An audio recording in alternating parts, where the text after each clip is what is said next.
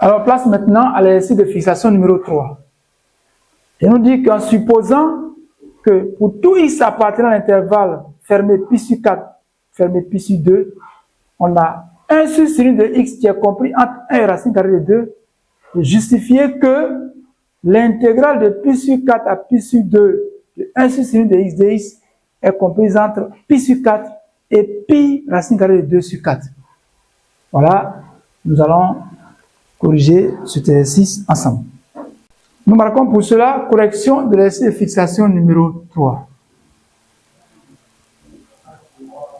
Alors, selon l'énoncé, on sait que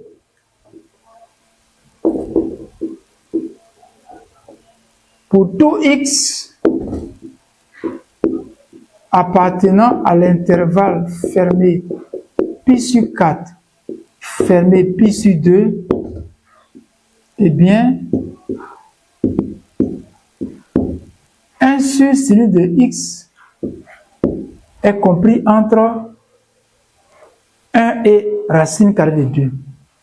Alors ici, on donne une fonction qui est comprise entre deux nombres réels, à savoir m et petit m et grand M. Ça nous ramène à l'inégalité de la moyenne, à l'inégalité de la moyenne, la propriété sur l'inégalité de la moyenne. À savoir que si une fonction petit f est comprise entre petit m et petit et grand M, alors, je rappelle, si f de t est comprise entre petit m et grand M, alors l'intégrale de a à b de f de t dt est obligatoirement comprise entre m facteur de b moins a et grand M facteur de b moins a. Alors ici, notre petit m, c'est donc 1 et le grand M vaut racine carrée de 2. Le f de t, donc c'est sinus 1 sur sinus de t, voilà. Donc, si c'est le cas, l'énoncé nous dit que la fonction est comprise entre 1 et racine carrée de 2, donc f est comprise entre petit m et grand M. Alors, d'après l'inégalité de la moyenne, nous allons donc dire que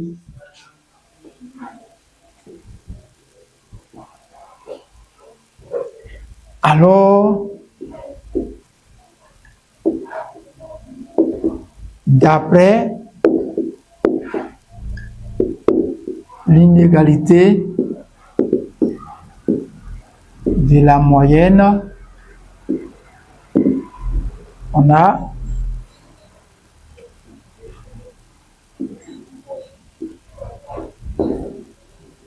alors la valeur de petit m c'est 1, on va dire 1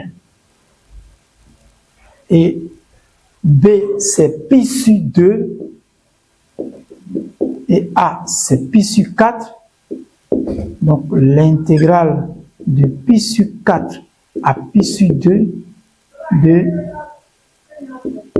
1 sur sinus de x dx, et le grand M c'est racine carrée de 2 pi facteur de pi sur 2 moins pi sur 4. Donc ça va nous donner l'intégrale de pi sur 4 à pi sur 2 de 1 sur sinus de x dx est comprise entre, alors, pi sur 2 moins pi sur 4, sauf erreur de calcul. Alors, en réduisant le dénominateur commence à avoir donc 4, le PPCM de 2 et 4 c'est 4, donc ici ça va nous donner 2 pi sur 4 moins pi sur 4, donc 2 pi moins pi ça fait pi, donc pi multiplié par 1 ça fait 1 pi, donc ça nous fait pi divisé par 4. Et puis de l'autre côté, les mêmes calculs effectués, pi sur 2 moins pi sur 4, ça va donner donc pi sur 4. Donc racine carrée de 2 fois pi sur 4, ça fait pi racine carrée de 2 divisé par 4. Voici ce que nous devions démontrer, nous devions justifier, et c'est fait grâce à l'inégalité de la moyenne. Merci pour votre attention. Nous passons au dernier exercice de fixation pour ce matin.